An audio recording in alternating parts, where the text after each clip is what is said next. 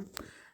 Roma-Sasani müharibəsi, Sasani-Ərəb müharibəsi və Ərəb-Xəzər müharibəsinin döyüşləri haqqında məlumat vermək istəyirəm.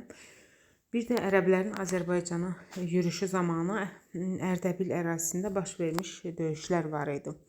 Deməli, Roma-Sasani müharibəsi 359-371-ci ildə döyüşlərlə yadda qalıbdır. 359-cu ildə Amid döyüşü, 371-ci ildə isə Dizraf döyüşü olmuşdu. Hər iki döyüşdə Alban hökmdarı Urnayer iştirak etmişdi və Urnayer 313-cü ildən 371-ci ilə qədər hakimiyyətdə olmuşdu.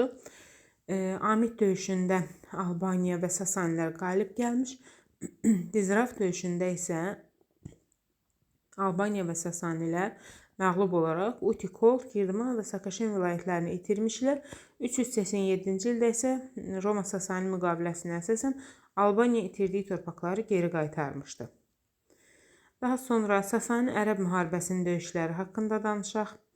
Burada ardıcılığı mən yazarkən pozdum, amma 636-637-ci il döyüşləri Sasani-Ərəb müharibəsinin döyüşləridir. Kadisiya və Ktesfon döyüşləridir.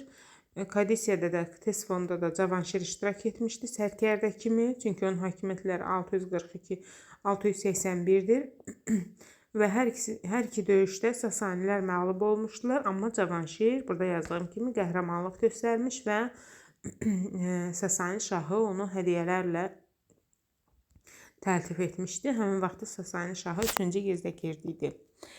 642-ci ildə isə Həmədan və Nəhavənd döyüşləri Ərəb yenə Sasanilər arasında olmuşdu və həmin döyüşlərdə də ərəblər qalib gəlmişdi və deməli qalibiyyətdən sonra onların irəliləməsi daha da asanlaşmışdı.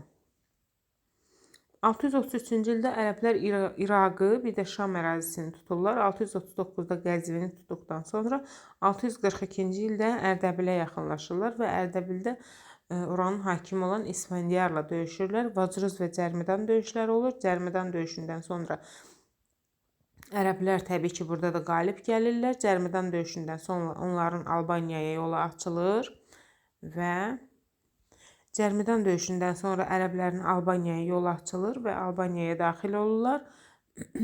Muğanda 3 il mübarizə apardıqdan sonra Muğanı tuturlar.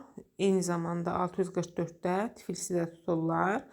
Daha sonra isə Şirvan və Dərbənd hakimi Şəhriyarla müqavilə imzalayırlar və Dərbənd keçidini düşmənlərdən qorumağın əvəzində Şəhriyarın ərazisində yaşayan, yəni hakim olduğu ərazidə yaşayan əhalini vergilərdən azad edəcəklərini öz öhdəsinə götürürlər ərəblər. Dərbəndə çatdıqdan sonra isə ərəblər Xəzərlərlə toqquşur və Ərəb-Xəzər müharibələri başlayır. Ərəb-Xəzər müharibələrinin döyüşləri 643-1-ci Bələncər, 653 2-ci Bələncər, 731 Savalan döyüşü və 737-ci ildə isə Hilat döyüşüdür.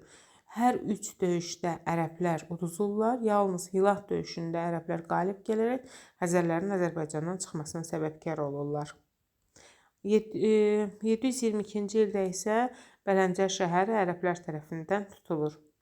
Beləliklə də 737-ci ildə Hilat döyüşündə ərəblər qalib gəldikdən sonra Azərbaycanın işğal olunmasını başa çatdırırlar və Azərbaycanda öz ağalıqlarını qurmağa başlayırlar. Müharibə bilirik ki, elə Ərəb-Xəzər müharibəsi də Azərbaycan uğrunda idi. Xəzərlər də ərəblər kimi Azərbaycanda ağalıq etmək istəyirdilər, lakin son məğlubiyyətdən sonra artıq ərəblərin idarəçiliyi Azərbaycanda tam bərqərar olmuş olur. Bu qədər.